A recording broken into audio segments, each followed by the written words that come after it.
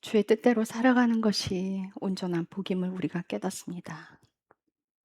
그러나 하나님 뜻대로 살아가는 그 삶과 더해 우리 믿음이 약해진다면 하나님께서 기뻐하지 않으십니다.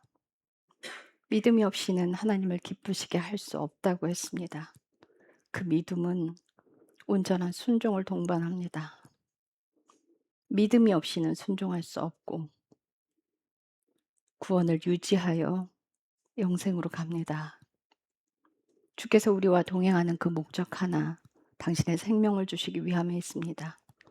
주님께서 우리에게 요구하시는 것 딱 한 가지, 온 마음과 뜻과 생명을 다해서 주 너희 하나님을 사랑하라 하십니다.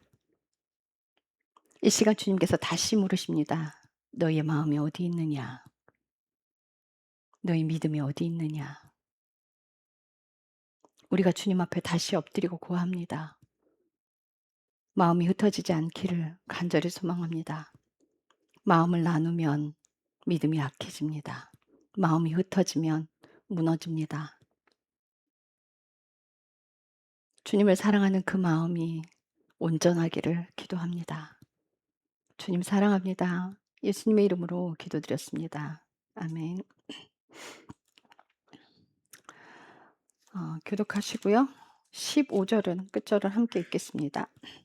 오 섬들아 내 앞에서 침묵하라. 백성들은 자기 힘을 회복하고 가까이 와서 말할지니라. 우리가 함께 재판자리로 가까이 가자. 누가 동쪽으로부터 의로운 사람을 일으키고 그를 불러 자기 발 앞에 이르게 하였으며 그 앞에 민족들을 두어 그 왕들을 다스리게 하였느냐. 그 존재가 왕들을 먼지같이 그의 칼에 내주고 쫓겨가는 지푸라기같이 그의 활에 내주었으므로 그가 그들의 뒤를 쫓아가되 심지어 자기 발로 간 적이 없는 길을 따라 안전하게 지나갔나니. 누가 그 일을 이루고 행하였으며 처음부터 그 세대들을 불러내었느냐. 나 주가 마지막 세대와 함께 첫 세대를 불러내었나니 내가 곧 그니라. 섬들이 그것들을 보고 두려워하였으며 땅 끝들이 무서워하고 가까이 나오며 또 와서 저마다 자기 이웃을 돕고 저마다 자기 형제에게 이르기를 크게 용기를 내라 하였도다. 이에 목수는 금 세공업자의 용기를 북돋았고 쇠망치로 다듬는 자는 모루를 친 자의 용기를 북돋으며 이르되 그것을 땜질할 준비가 되었다 하였나니 그가 못으로 그것을 단단히 박아 그것이 흔들리지 아니하게 하였도다. 그러나 나의 종 너 이스라엘아, 내가 택한 야곱아, 나의 친구 아브라함의 씨야. 내가 너를 땅 끝들로부터 데려왔으며 땅의 우두머리들로부터 너를 불러 내게 이르기를 너는 내 종이라. 내가 너를 택하였고 너를 버리지 아니하였느니라 하였노라. 너는 두려워하지 말라, 내가 너와 함께하느니라. 놀라지 말라, 나는 내 하나님이니라. 내가 너를 강하게 하리라. 참으로 내가 너를 도와주리라. 참으로 내가 내 의의 오른손으로 너를 떠받쳐 주리라. 보라, 내가 분노하여 모든 자들이 수치를 당하고 당황하리니 그들은 아무것도 아닌 것 같이 되겠고 너와 다투는 자들은 멸망하리라. 너와 다투전 자들 그들을 네가 찾아도 발견하지 못할 것이요 너와 전쟁하는 자들은 아무것도 아닌 것 같이 되고 보잘것없는 것 같이 되리니 이는 나 주 내 하나님이 내 오른손을 붙들고 내게 이르기를 두려워하지 말라. 내가 너를 도우리라 할 것이기 때문이라. 너 벌레 야곱아 너희 이스라엘 사람들아 두려워하지 말라 내가 너를 도우리라 주 곧 내 구속자 이스라엘의 거룩한 자가 말하노라. 보라, 내가 너를 이가 달린 날카로운 새 타작독으로 삼으리니 내가 산들을 쳐서 작게 부수고 작은 산들을 겨같이 만들리라. 아멘. 말씀 전하기 전에요. 여러분들이 저를 위해 하는 그 중보 기도가 여러분들의 생명과 직결돼 있다는 거를 말씀드리고 싶어요. 어제 그 우리 김 집사님이 저희 집을 다녀가셨어요. 그래서 주님이 그분의 손을 잡고 뭐라고 말씀하시냐면 에스더를 위해 기도하지 않았을 때 네 영이 네 삶이 어디까지 타락하는지 시험해 봐라 이러셔요. 이 뜻이 무슨 뜻이냐면 저를 위해 기도하는 게 곧 하나님 나라를 위해 기도하는 것이고 저를 위해 기도하는 게 여러분들이 영적 수준을 끌어올리는 거예요. 그게 왜 그렇게 하나님이 엮어 두셨냐면, 여러분들 교회 안에 있다고 다 하나님의 사람이 아니에요. 그렇지 않아요.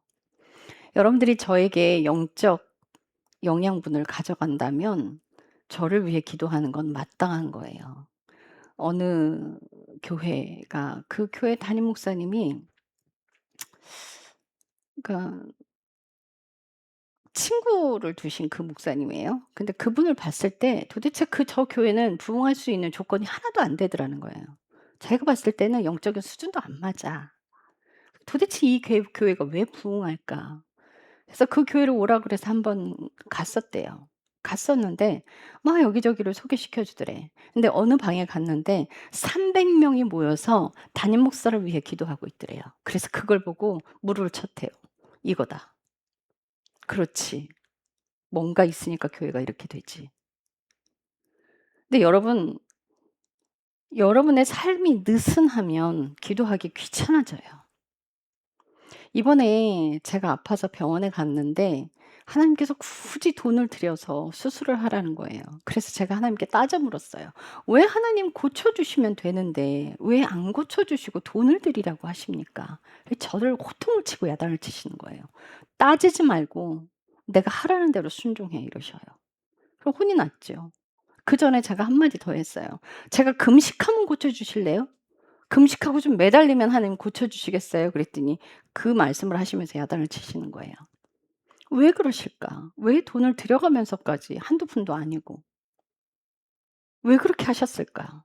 저는 궁금했어요. 근데 제 인제 어 자궁을, 카메라를 가지고 인제 내시경을 보는데 저에게 자궁 근종이 있었대요. 그런데 그게 사라졌대요. 사라진 흔적이 있대. 그러면서 "수술을 했냐."고 물어요. "아니요. 수술한 적 없어요." 생겨났다가 하나님이 치유하신 거겠죠. 병에 걸릴 수는 있습니다. 제가 무릎이 퇴행성 관절염이 왔을 때 명령해서 내쫓아서 나았어요. 힐을 신고 뛰어다녔어요. "하나님이 고치셨어. 하나님 나라가 내게 임했다면 넌 내게 있으면 안 돼. 예수의 이름으로 꺼져." 이랬어요. "나가도 아니야. 너 꺼져." 이랬어요 제가. 그리고 아픈 게 사라졌어요. 그래서 지금껏 무릎이, 그 33살 나이에, 32살 때 그랬구나. 그때 퇴행성 관절염이 왔는데 하나님이 치유하셨단 말이에요. 제게 믿음이 없는 것도 아니에요. 그런데 왜 병원 가라고 하실까? 여러분들과 제가 연결돼 있기 때문이에요. "네 뒤에는 내가 기도하는 10,000명을 둘 것이다. 너는 기도가 없이는 한 발도 떼지 못하리라." 이러셨어요. 그런데 하물며 여러분들은 제 식구들이잖아요. 우리 교회 식구들이잖아요. 근데 여러분들 중보기도 하시는 분들 열심히 하시는 분들 열심히 하세요. 벽이 뚫리면 고쳐 주실 수 있는데 안 고쳐 주시는 거예요. 이게 대가 지불이에요. 열심히 하시는 분들 하세요. 근데 피곤해서 지쳐서 게을러서, 그래서 방어벽이 터지는 거예요 그렇게. 하나님이 그러시잖아요. 저에게 무슨 일이 있어서 기도하는 게 아니라 에스더는 사탄이 틈만 나면 빈틈을 노리고 있어. 언제라도 공격을 하기 때문에 정신 차려 깨어 있어 기도하지 않으면 벽이 터진다고. 꼭 무슨 뭐 부흥 집회가 있어야 기도하고 이런 게 아니에요. 그리고 저를 위해 기도하지 않으면 여러분들 영적 수준이 타락한다는 뜻이에요. 왜요? 망가지고 있으니까 기도 안 하는 거지. 그렇지 않겠어요? 그래서 깨어 기도하세요. 게을리 하지 마십시오. 기도 쉬면 여러분들 손해예요. 기도 쉬면 여러분들의 영이 죽어요. 그건 영적 호흡인데 하나님과. 여러분들 기억하셔야 돼요. 그리고 저를 위해 기도하지 않는다는 건 사실 우리 교회에 있을 이유가 없는 거 아니에요? 그렇잖아요. 저는 방어벽이 뚫려서 안 고쳐 주시고, 어느 땐 아파서 발가락 다쳐서 지금 저기 뭐예요? 새끼발가락, 그 전 발가락은 지금 구부러지지도 않아요. 그때 한번 다친 게. 틀어진 채로 뼈가 돋아나서. 이렇게 계속 다치는데 손잡고 함께 가자는 건요, 저한테 매달려서 가는 게 아니에요. 손잡고 함께 가자는 건 다 같이 다리에 힘을 주고 영업해서 달려가자는 소리지 질질 끌려오라 소리가 아니에요. 제발 정신 차리세요. 기도하지 않으면 죽습니다. 기억하셔야 돼요. 함께 갑시다 제발. 처지지 말고. 자 말씀 보겠습니다. 오늘 말씀은요. 이사야서 41장의 말씀은 이스라엘을 향한 말씀이에요. 근데 도대체 이 이스라엘이 어떤 이스라엘이냐 한번 보셔야 돼요. 2절에 보면 누가 동쪽으로부터 의로운 사람들을 일으키고 그를 불러 자기 발 앞에 이르게 하였으며 그 앞에 민족들을 주어 그가 왕들을 다스리게 하였느냐. 동쪽으로부터 왔대요. 그 존재가 왕들을 먼지같이 그의 칼에 내주었고 쫓겨가는 지푸라기같이 그의 활에 내주었으며 그가 그들의 뒤를 쫓아가되 심지어 자기 발로 간 적이 없는 길을 따라 안전하게 지나갔으니 동쪽에서부터 왔다. 이거는 바벨론의 그 느부갓네살 왕인가요? 누구죠? 요즘은 기억력이 안 따라와요. 고레스 왕. 제 2성전을 짓게 한 그 왕이 하나님께서 그 왕을 일으켜서 이스라엘을 보내게 했고 그 왕의 명령으로 인해서 예루살렘 성전이 지어졌어요. 그러니까 이 사람이다라고 이야기하는 사람도 있어요. 근데 그가 왕들을 통치하진 않았어요. 근데 마지막 때에 여러분들 두 증인을 여러분들 기억 한번 해보세요. 두 증인을 기억할 때 이 두 증인은요, 한 세 사람이에요. 성경의 에베소서에 보면은 이제 이방인과 이스라엘의 담은 헐렸고 누구 때문에? 예수 그리스도의 십자가 사건으로 담이 헐렸어요. 그래서 이방인과 이스라엘은 한 세 사람이다. 하나님의 영으로 한 세 사람이다라고 이야기해요. 그래서 마지막 때 그 두 중에는요. 한 사람은 육신적인 이방인, 한 사람은 육신의 이스라엘이에요. 이 둘이 하나가 될 거예요. 그래서 마지막 때를 이야기하는 것으로도 해석할 수 있습니다. 자, 4절 보면 누가 그 일을 이루고 행하였으며 처음부터 그 세대를 불러내었느냐. 나 주가 마지막 세대와 함께 첫 세대를 불러내었나니. 마지막 세대와 함께 첫 세대를 불러내었나니. 하나님께서 이스라엘을 첫 장자로 부르셨어요. 마지막 세대. 하나님께서 이제 이 마지막 때에 연합된 이스라엘을 부르고 계시는 거예요. 그래서 내가 곧 그니라. 섬들이 그것들을 보고 두려워하며 땅 끝들이 무서워하고 가까이 나오며 또 와서 저마다 자기 이웃을 돕고 저마다 자기 형제에게 이르기를 크게 용기를 내라 하였도다. 이에 목수는 금 세공자의 용기를 북돋았고 쇠망치로 다듬는 자는 모루를 친 자의 용기를 북돋으며 이르되 이것은 땜질할 준비가 되었다 하였으니 그가 못으로 그것을 단단히 박아 그것이 흔들리지 아니하게 하였도다. 이 일들이 일어난 게 땅 끝에서부터 이스라엘들을 불러낸 때가 있었어요. 1948년도에 5월 14일에 유엔의 공표로 이스라엘이 국가로 인정이 됐고요.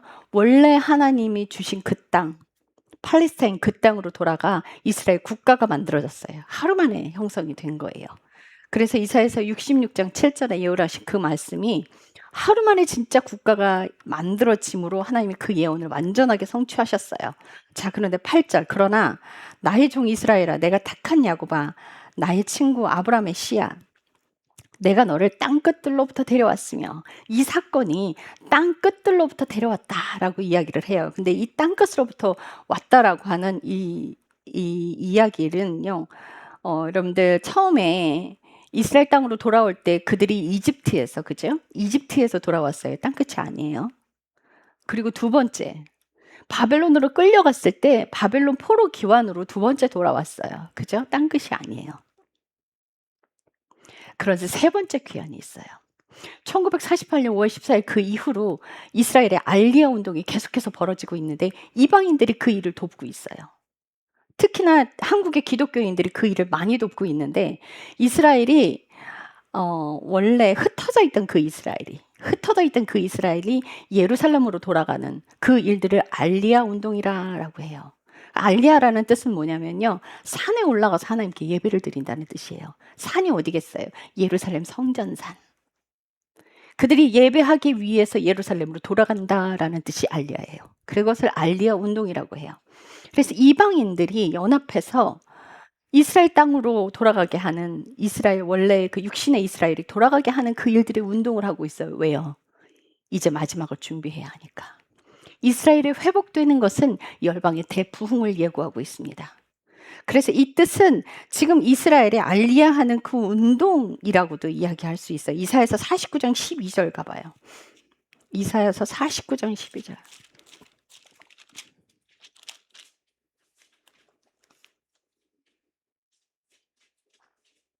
같이 읽습니다. 시작. 보라, 이들은 먼 곳에서 오며, 보라, 이들은 북쪽과 서쪽에서 오고, 또 이들은 시님 땅에서 오리라. 라고 되어 있어요. 이것은요, 바벨론, 그들은 흩어져 있는 땅이 아니었어요. 이집트, 흩어져 있는 땅이 아니었어요. 그들이 한 곳으로 포로로 끌려갔다가 또 이집트 땅에서 노예되었을 때 그때 돌아온 그 땅이었고 지명이 있었어요. 그런데 여기는 북쪽과 서쪽과 이들이 시님 땅에서 온다. 시님은 중국 땅. 그 먼 데서까지 예루살렘으로 돌아오게 될 것이다. 라고 이야기를 하고 있어요. 그런데 이것은 이제 두 가지 예표예요. 땅 끝에서부터 온다. 마지막 이스라엘은 어떤 이스라엘이냐면 8절 다시 있습니다. 그러나 나의 종 이스라엘아, 내가 택한 야곱아, 나의 친구 아브라함의 씨야. 언약의 백성으로도 함께 해석이 돼야 돼요. 자, 갈라디아서 3장 29절 같이 읽습니다. 시작. 너희가 그리스도께 속한 자들이면 아브라함의 씨요 약속에 따른 상속자들이니라.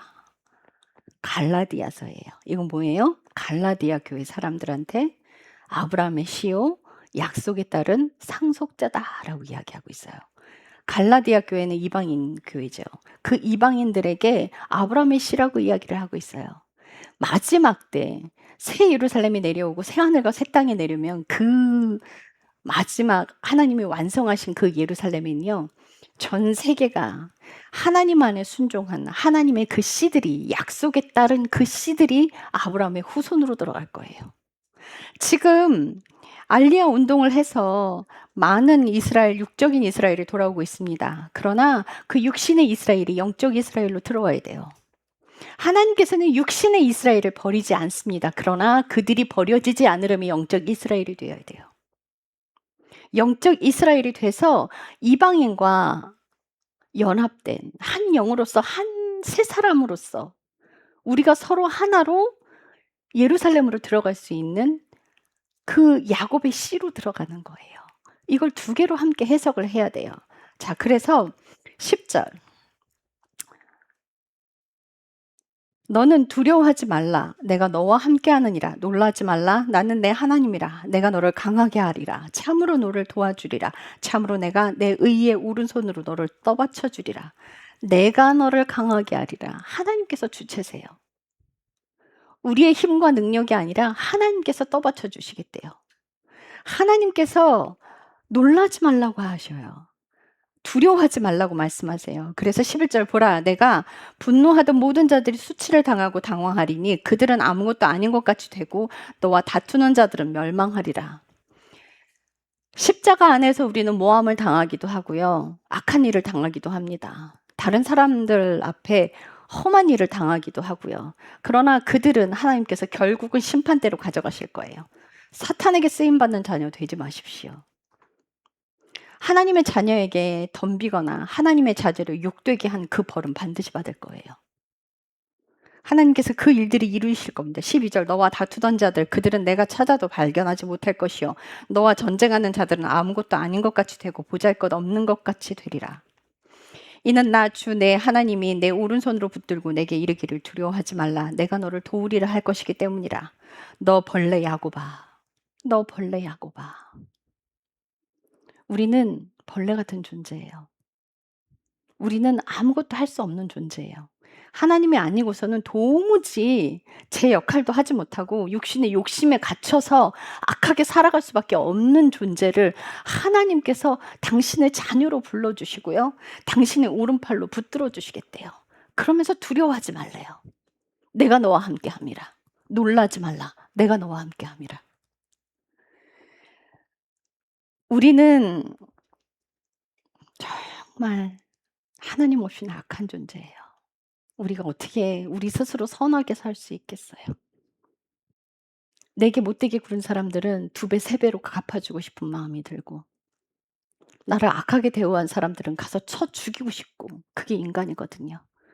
그런데 하나님의 뜻대로 살다 보니 인내하고 참고, 하나님의 뜻대로 살다 보니 그 욕을 다 받아주고, 그래서 그렇게 너에게 악하게 군 자들 내가 가만두지 않겠다 말씀하시는 거예요. 그 원수 내가 다 갚아줄 거야.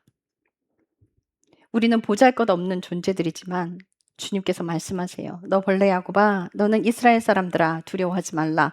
내가 너를 도우리라. 주 곧 내 구속자 이스라엘의 거룩한 자가 말하노라. 하나님께서 끝까지 도우신다고 말씀하세요. 그 도우심의 주체는 하나님이세요. 자, 그래서 하나님께서 이렇게 말씀하세요. 잠언서 3장 5에서 6절 가보세요. 잠언서 3장 5에서 6절. 같이 읽습니다. 시작. 내 마음을 다하여 주를 신뢰하고 너 자신의 명철을 의지하지 말라. 내 모든 길에서 그분을 인정하라. 그러면 그분께서 내 행로들을 지도하시리라.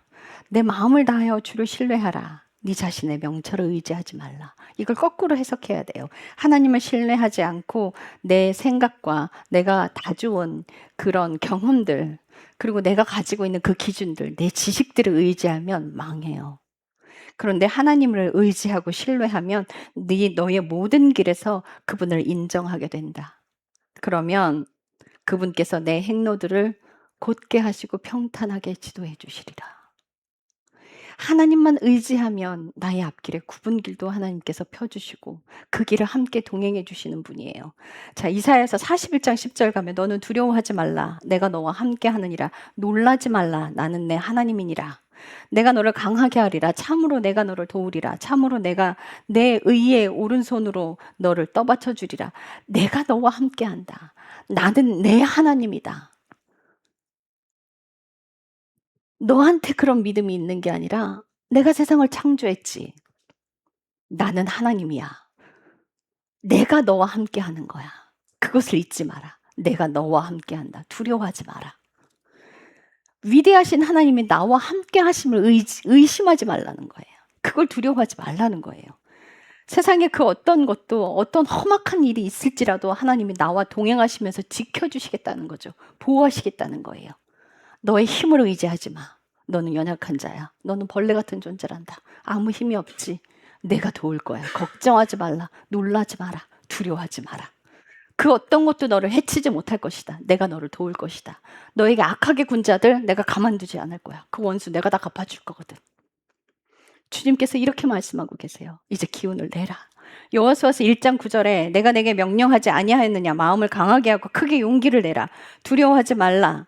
너는 놀라지 말라. 내가 어디로 가든지 주내 하나님이 너와 함께 하느니라 하시니라. 놀라지 마. 네가 어딜 가든 내가 너와 함께 할 거야. 뭐가 두렵니? 내가 너와 함께 한다니까? 이 주체는 그 위대하신 하나님이 내게 믿음을 요구하시는 게 아니라 그 대단하신 믿음을 가지고 계신 분이 나와 함께 하신다는 거예요. 우리의 믿음은 연약해요. 그분이 나와 함께 하신다는 거지. 뭐가 두렵냐? 아무 걱정하지 마. 떨지 마. 내가 너랑 함께해. 네가 어딜 가든 내가 네 옆에 꼭 붙어 있을 거야. 뭐가 걱정인데? 아무 염려하지 마라. 요한복음 14장 27절에 내가 너희에게 화평을 남기노니 곧 내 화평을 너희에게 주노라. 내가 그것을 너희에게 주는 것은 세상이 주는 방식과 같지 아니하니 너희는 마음에 근심하지 말고 두려워하지도 말라. 그러니까 이 평안은 우리 안에 있는 평안이 아니에요. 하나님께서 주시는 평안이에요. 그러니 그것은 세상이 주는 평안과 같지 않다는 거예요. 세상이 너희에게 평안을 주는 거 뭐? 돈이 너희들에게 평안을 주냐? 그 돈 없어지면 끝이야. 영원히 함께 계시는 그 분이 주시는 그 평안함. 내 안에 있는 평안함이 아니라 그분이 주시는 그 평안함. 그 평안함으로 일어서라는 거예요.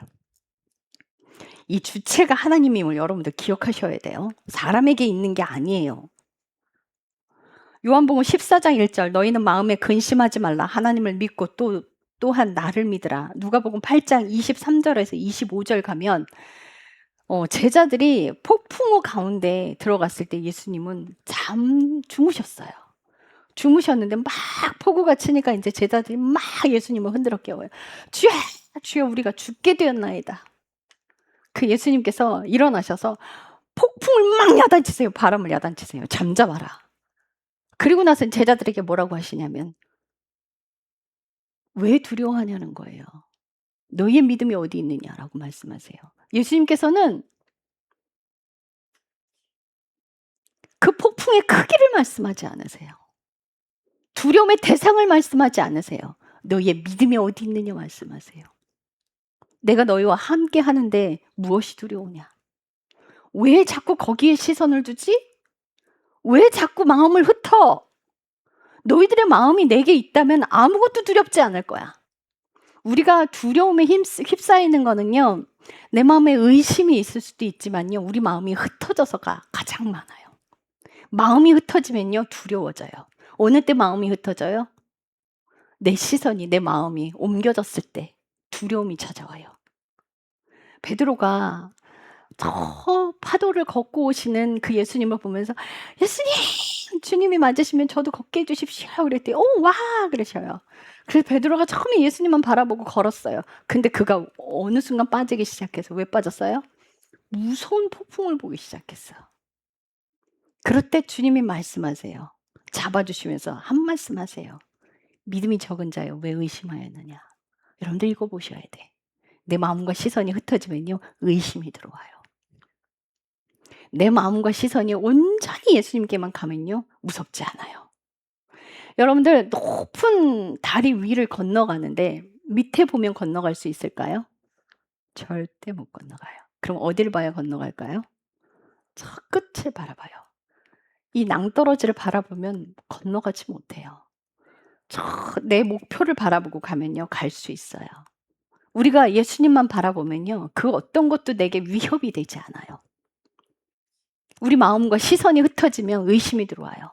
두려움이 찾아와요. 그래서 마음이 흩어지면 아무것도 할 수가 없는 거예요. 주님께서 말씀하세요. 두려움의 크기, 폭풍의 크기, 그건 아무런 문제가 되지 않는다. 문제가 있다면 네 마음이 흩어진 거야. 네 마음에 의심이 있는 거야. 네 마음에 두려움이 있는 거야. 그게 문제다. 내가 세상을 창조했잖니. 뭐가 두렵니? 뭐가 의심이 오는데? 내가 너와 함께 한다니까? 그 무서운 폭풍의 길에도 내가 너와 함께 할 거야. 아무것도 두려워하지 마. 우리는 근데 두려움의 대상을 바라보죠. 그렇죠? 어려움의 환경을 바라봐요. 그래서 그 문제를 해결해 달라. 매달려요. 그런데 주님 말씀하세요. 그거 보지 마. 나만 봐. 나만 봐. 그거 아무것도 아니야. 내가 해결할 거거든. 두려워하지 마라. 지금 현재 여러분들에게 하나님께서 말씀하고 계세요. 뭐가 두렵니? 내가 너와 약속한 그 일 반드시 이룰 거야. 나만 봐라. 시간이 좀 더디 간다고 그게 무슨 문제니? 나만 봐라. 내가 약속했잖니. 내가 이룰 거야. 아무것도 걱정하지 마라. 아무것도 낙심하지 마라. 자, 갈라디아서 6장 9절 찾아가 봐요. 같이 읽겠습니다. 시작. 우리가 잘 행하는 가운데 지치지 말지니 우리가 기진하지 아니하면 정한 때에 거두리라. 이게 우리가 잘 행하는 가운데 지치지 말라. 하나님께서 약속하신 그 일들을 이루지 않을 수도 있어요. 침묵하고 계실 수도 있어요. 그러나 그 길에서 하나님은 끝까지 일하고 계세요. 단지 하나님께서는 우리 안에 믿음을 키우기 위해서 그 훈련을 해나가고 계실 뿐이에요.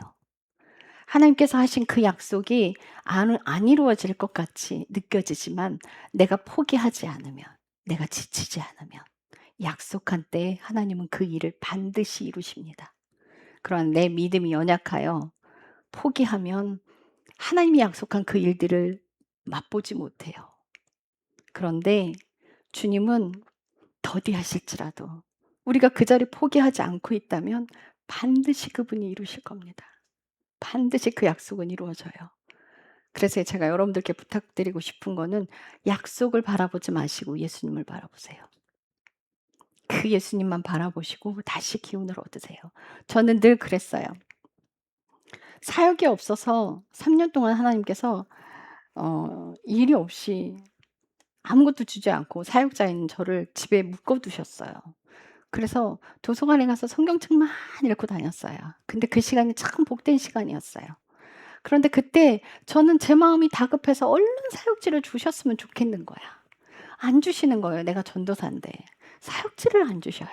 매일 기도하는데 하나님께서 다 됐다, 다 됐다 말씀만 하셔요. 그러시면서 제가 환상 속에서 기도를 하는데 환상이 보여요. 깜깜한 방에 있는 거예요.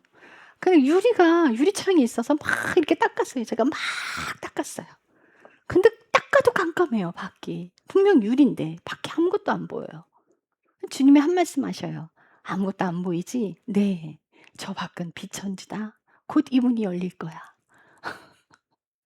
기간이라도 정해주시면 언제 끝날지도 몰라. 그런데 제 인생은 늘 그랬어요. 잠자코 있으면 그분이 반드시 그 일을 행하셨고요. 그날이 왔어요. 죽을 것 같이 힘든데 끝이 안 보이는데 인내하고 기도하면 반드시 또 그 약속의 시간들이 왔어요.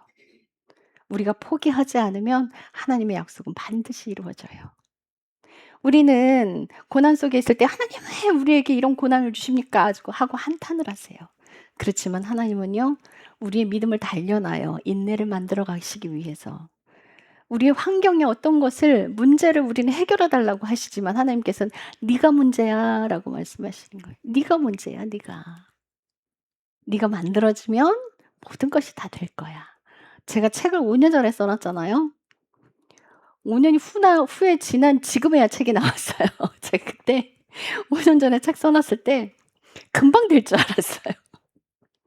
근데 지금 책이 나온 이유를 저도 알아요. 이제서야 제가 만들어졌거든요. 이제서야. 정말 그때는 그랬어요. 우리 최현숙 집사님, 상계동 집사님 만날 때마다 그분이 인제 남편 이야기를 하면 막 왜 그걸 못하냐고 인내하고 회개하고 하라고. 그리고 제 가정사를 확 얘기를 했어요. 제가 더 힘드니까 그분은 아무 말씀 못 하시는 거예요. 우리 지연이한텐 그랬어요. "야 네 남편은 돈이라도 갖다 준다 야. 네 남편 내 남편 바꿔 살자 야." 그래서 상담을 그렇게 하면 안 되는 거였어요. "왜 불평해? 왜 못해? 왜 못하는데?" 이렇게 상담을 했단 말이에요. 그럼 제가 그 얘기를 하면 인제 우리 지연이는 아무 말 못 하는 거야. 깽깽깽깽이지 뭐 남편 바꿔 살자는데 무슨 말을 하겠어. "잘못했어요. 다시 할게요." 이러고 가죠. 근데 지금 깨닫는 건요. "지연아 힘들지? 그런데 지금 참 잘하고 있다. 그 얼마나 힘들어. 얼마나 고통스러워. 화가 치밀지. 왜 안 그렇겠어. 그런데 하나님이 너와 함께 하신단다. 인내하자. 조금만 기운을 내자." 그렇게 해 줬어야 되는 건데 네 남편 내 남편 바꿔 살자 했으니. 이제서야, 이제야, 이제는 지금은 그렇게 해요. 누군가 오면은 얼마나 힘드세요. 얼마나 고통스러우세요. 그게 이해가 돼요 이제는. 왜 그때는 내 고난의 사이즈와 상대를 비교를 해 가면서 했나 몰라. 그러니 책이 지금 나오죠. 내가 안 만들어졌거든 내가. 주님은 아시는 거예요. 나는 책 나올 때만을 기다리고 있는데 주님은 "네가 문제야 네가. 네가 아직 안 됐어." 그렇죠. 제가 만들어지지 않으면 그다음 사역도 없는데요. 하나님께서는 저를 만들기 위해서 그냥 인내하시고 아무 말씀도 못 하시고 그렇게 끝까지 인내하시는데 조급해서 안달복달 탁달하는 건 저예요. 우리는 늘 그래요. "하나님 언제 일하시냐고요." 금방 될 것처럼 "다 됐다, 다 됐다." 10년 전부터 "다 됐다." 하셨거든요. 우리 여동생이 그 예찬이의 머리를 깎을 때 이제 이게 견디기 힘드니까 "엄마." 그러면 "다 됐어, 다 됐어, 다 됐어." 다 됐어를 30 분을 해요. 이게 하나님도 똑같으신 거야. 다 됐어를 10 년을 끌고 오셨어요. 그 다 됐다는 그거에 낚여서 지금까지 왔어요. 참 하나님 우리를 너무 잘 다루셔요. 지금도 하나님께서는 그 약속을 이루시기 위해서 우리를 부단히 연단하고 계세요. 그분이 잘못된 게 아니에요. 내가 잘못된 거야. 내가 만들어질 생각은 안 하고 내가 그 약속을 빨리 이루라고 다그치고만 있는 거예요. 내가 하나님 뜻대로 순종하고 나를 만들어 가야 하는데 내가 신부의 자리로 가야 하는데 왜 그 약속 안 지키냐고 안달복달해요. 그럼 주님은 그러세요. "다 됐어. 얘놈의 새끼야 네가 만들어 줘야지." 이런 말씀 안 하셔요. 다 됐어. 힘들지? 고생했어. 얼마나 그분을 인자하신지 몰라요. 참 제가 하나님이었으면 '이놈의 새끼 엉덩짝 좀 먹자. 이 새끼가 안 만들어져 갖고 뭐 그렇게 말이 많아. 입 좀 닫어.' 이럴 텐데 그분은 절대 그렇게 안 하셔요. 절대 그렇게 안 하시고 "내 딸아 사랑한다. 조금만 더 기운을 내자. 다 됐단다." 우리 사랑의 하나님이 저와 여러분들을 한 번 더 다독이고 계세요. 아무 일도 안 일어나고 어떤 환경의 변화도 없지만 그분은 일하고 계세요. 우리가 내 삶을 정리하고 하나님께 더 가까이 가고 기도 시간 더 타이트하게 주님 앞에 더 엎드리고 내 마음이 가 있는 것들 다 자르고 온전히 주님께만 마음을 쏟고 그분에게 마음을 향하고 주님만 바라보면 사실은 "이거 언제 끝나요?" 라고 하지 않을 거예요. 우리 여동생이 "아 이사 언제 가요?" 이랬는데 지금은요 너무 감사하대요. 그냥 교육관에 계속 살아도 상관없대요. 그 말을 듣는데 '아 이제 때가 됐겠구나.'라는 생각이 드는 거예요. 감사를 찾읍시다. 감사를 찾읍시다. 영적으로 느슨해지지 맙시다. 기도하겠습니다. 주님 사랑합니다. 주께서 말씀하십니다. "벌레와 같은 야곱아 너희들은 내가 아니면 아무것도 할 수 없느니라. 나는 세상을 창조했다. 내가 너와 함께하느니라. 두려워하지 말거라. 내가 너와 동행하느니라. 내가 내 의의 오른손으로 너를 받들리라. 너와 싸우던 모든 자들 그들을 네 눈앞에서 내가 다 치워줄 것이다. 다시는 그들을 보지 못하리라. 내 아들딸아 내가 너로 인하여 기쁨을 느끼지 못하며 너를 잠잠히 사랑하느니라. 내가 너로 인하여 위로를 얻으며 내가 너로 인하여 기쁨을 견디지 못할 기쁨으로 있노라. 주께서 말씀하시며 사랑 가운데 우리를 부르고 계십니다. 그 사랑 안에서 벗어나지 않기를 기도합니다. 주님 사랑합니다. 예수님의 이름으로 기도드렸습니다. 아멘.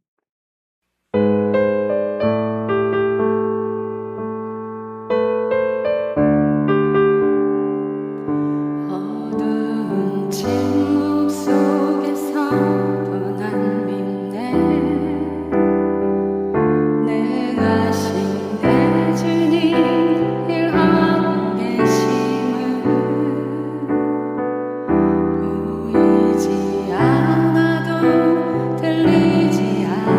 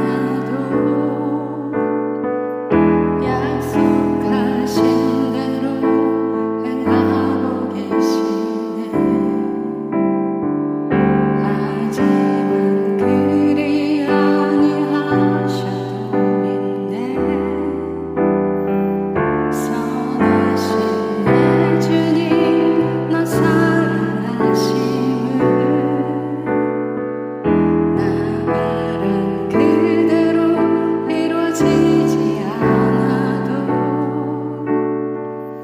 기쁘신 뜻대로 예비해 두셨네. 믿음에 믿음을 더하여 주님의 크신 손 붙들리 나들이 고백을 주 사랑합니다. 마침내 주 얼굴 볼 때에 그 품에 가득 난 길이 나들이 고백을 주 사랑합니다. 믿음에 믿음을 더하여 주님의 크신 손 붙들리 나들이 고백을 주 사랑합니다. 마침내 주 얼굴 볼 때에 그 품에 가득 난 길이 나들이 고백을 주 사랑합니다.